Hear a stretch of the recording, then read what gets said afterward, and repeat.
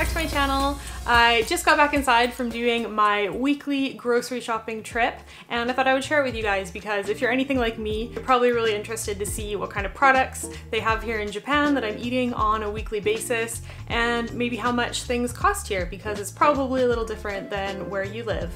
So there are two grocery shops in my town that I frequent a lot. They both carry a very different range of products, so I find that I kind of have to go to both of them once a week to get everything that I want. The one that's close to my house does carry all the necessities and I could get by just by going there, but the one that's a little further has an import shop so I can get like foreign snacks and foreign cooking ingredients. I use this huge bag when I go shopping. I tend to buy a lot of food. I do a lot of cooking at home, especially now that I'm inside all the time, but this is pretty similar to what I would buy on a normal basis as well. Produce wise, I just got some broccoli and some bananas this week. I wanted to get some more bananas, but unfortunately I don't drive and I haven't purchased a bicycle since I moved to Morioka, so I need to make sure that the amount of groceries that I buy, I'm able to carry home. And it's quite a long walk, so I only got 4 bananas. Normally I would get a lot more because I like to freeze them for smoothies. One of the major differences that I find at Japanese grocery stores is that the fruit section is very seasonal. At the moment, strawberries are in season, so there are like 3 rows of strawberries, different types of strawberries from all over northern Japan. But other fruits that aren't in season at the moment are very difficult to find. Whereas back in Canada, I found that we kind of had a little bit of everything all year round. So that's something I've had to get used to in Japan. It's kind of fun though because you're always looking forward to like strawberry season. Oh, the strawberries are back, awesome, because you couldn't get them all year, right? So it's kind of fun. Oh, and I got an avocado, of course. So my grocery store is really weird with the pricing of avocados. It fluctuates like crazy. I would say probably the average price is about 175 yen. Sometimes that goes up to 195, and on a really good day, I can find them for 98 yen, and I'll stock up on a whole bunch of them. It was just a regular price today, so I got one. I've been eating a lot of pasta recently. Normally I just buy these packs of spaghetti. They're like already packaged into 1 serving size bundles. It's pretty convenient. And then I get this tomato and garlic, it's like a ragu sauce. I'll usually add some veggies like peppers or onions. Makes a really quick dinner for when I'm feeling super lazy. This is a brand new product that I was super excited to see because Mabo Tofu is one of my favorite dishes. It is like a spicy tofu and it normally has ground meat in it. You can see it looks like ground meat, but this one is made with soy meat.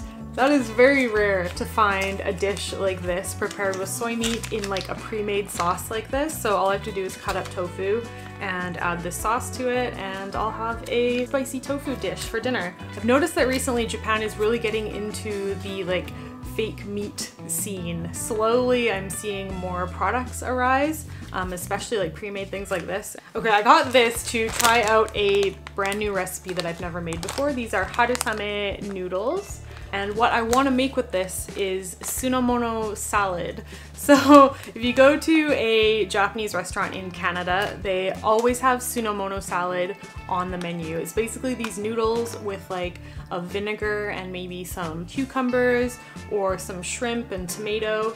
Those are usually the basic ingredients. What is funny is I've never had that dish in Japan. I've never seen it in Japan. It's just not a thing, but I love it so much and I kind of miss it. So I'm gonna attempt to make it myself with these harusame noodles. Are you guys ready for probably the most exciting development of my life within recent weeks? Japan has come out with a cereal that actually looks really good and like something you would get in North America.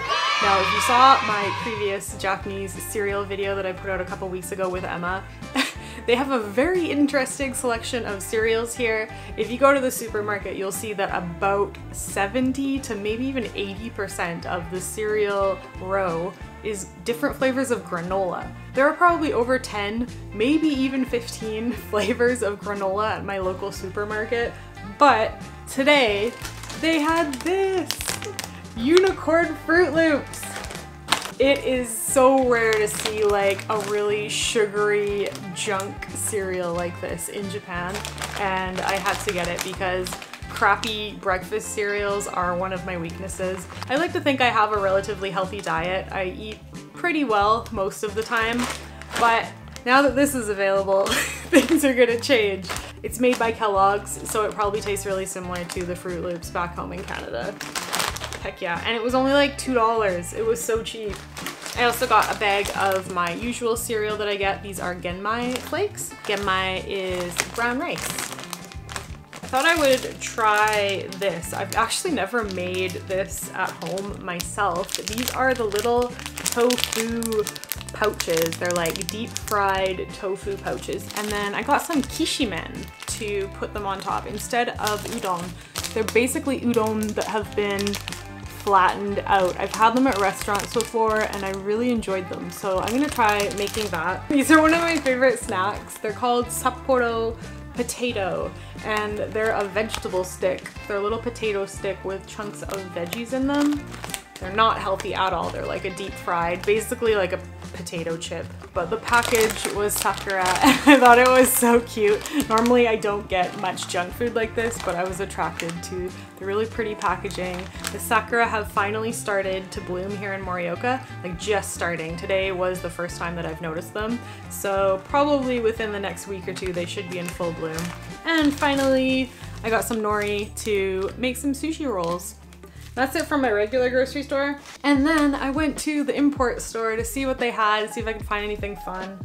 And I found lentils for the first time ever. But this is not a product that you would normally be able to find in a regular supermarket here. You have to go to an import shop to get it, unfortunately. And I also found this butter chicken curry paste. And when I looked at the instructions, you actually add the butter and the milk and the chicken yourself. So the sauce itself doesn't have any dairy products or chicken or anything in it. It's just a bunch of really yummy sounding Indian spices. So I'm gonna make this with my soy butter and my soy milk and add some tofu to it and make like a butter tofu curry to go on rice. Really excited to try that. And last but not least, I found microwave popcorn. It's not really a common thing you would find in this supermarket, so I picked these up from the import shop. They were only like $1 each, which is a score for a product that comes outside of Japan. I would say normally I would buy a lot more fresh produce, but because I'm trying to go to the grocery store as few times as possible throughout the month, I've been eating a lot more frozen vegetables than usual, so my freezer is packed with frozen goods. But yeah, I thought I'll give you guys a little tour of my fridge. All right, it wouldn't be a proper fridge tour without showing you what I've got going on my fridge door. So I've got some paprika that I took with candy. This is my meal ideas sheet. I'm the type of person that will eat the same thing for breakfast and the same thing for lunch and dinner like over and over again throughout the week. So I try to encourage myself to try some more variety with my cooking. This is one of the shots from my 80s photo shoot with Taylor. A Van Gogh magnet, paprika with Natsuki, and the message I got at the restaurant from my birthday party last year. It's quite a tiny fridge. Fridges in Japan are in general this size, I would say, unless you're like a big family with kids. The top row is my favorite because at the moment it is stocked full of pudding. Japan just released a plant-based pudding by the Puchin Pudding Company. This is probably Japan's, I would say, most famous pudding. The typical like custard pudding with a caramel sauce on the bottom, but this is made all from plants. And recently I found these mango puddings, which are made with soy milk. So those have been my like go-to desserts recently. And next we have soy yogurt at the back there. That's just like a regular plain soy yogurt. And this one has aloe pieces in it. Haven't tried that one yet.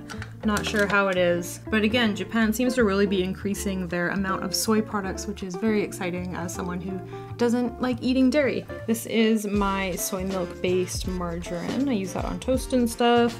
And in the back, we've got my favorite soy milk flavors of chocolate and Earl Grey tea.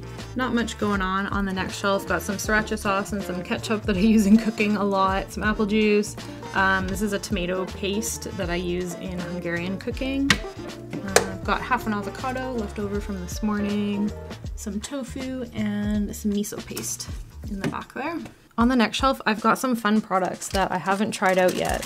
This one here is a jajangmyeon made with noodles that are sugar-free, basically just a lower calorie noodle. But jajangmyeon is actually the specialty of my town here in Morioka. We're famous for noodles. Jajangmyeon's usually made with meat, but this one here didn't have any meat in the sauce, so I thought I would give it a shot. I'll let you guys know how that goes when I eventually get around to trying it. And here we've got some agedashi tofu. It's tofu fried in like a tempura batter. So good. In these little Tupperware containers, I've got some leftover veggies, some green peppers up top, and some carrots. And down on the bottom, this is like my obscure drink collection. Every time I find an interesting drink at the grocery store, I have to buy it. It's like an obsession of mine. Like, I don't drink soda, but I saw this strawberry Coke and I just had to get one so I can try it. This is a sparkling sake. It's not very alcoholic at all. It's more just like the flavor of sake, and it's pretty sweet. This is like a tree sap drink that I got as an omiyage from someone.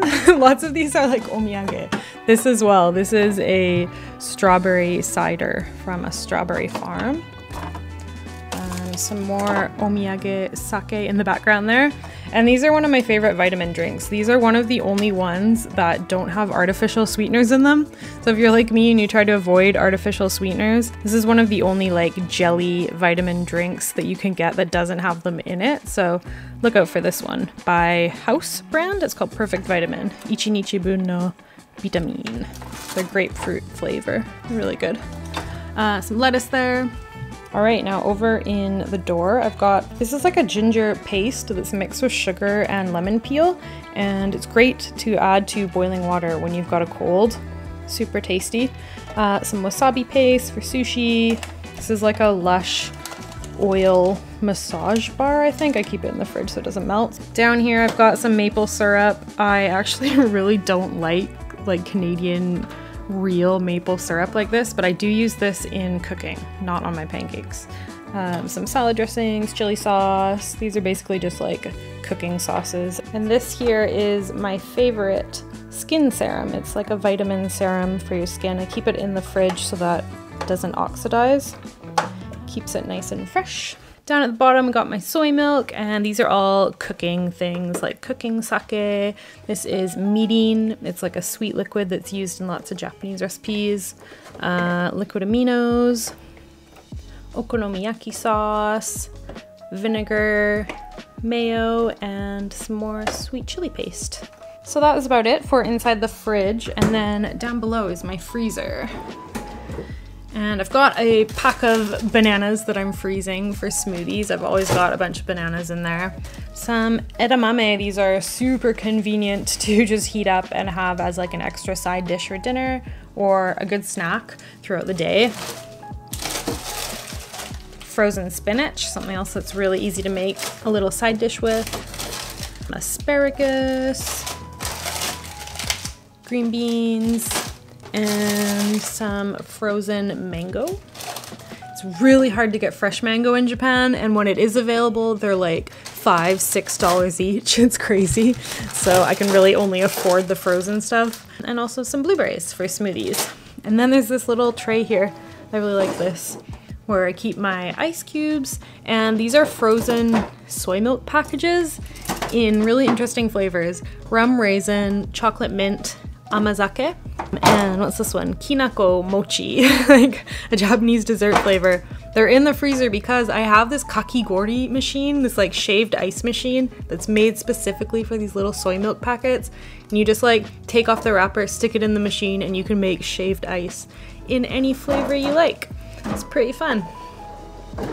And that completes my fridge tour and my grocery shopping haul here in Japan. I hope you guys found that interesting. Do let me know if you have any ideas for videos you would like to see from me. Obviously, I'm pretty limited at the moment to things I can film, so if you can think of anything exciting or interesting that I can film from home here in Japan, do let me know down in the comments. I would really appreciate your suggestions. Thanks so much for watching, guys, and I will see you again very soon. Bye for now.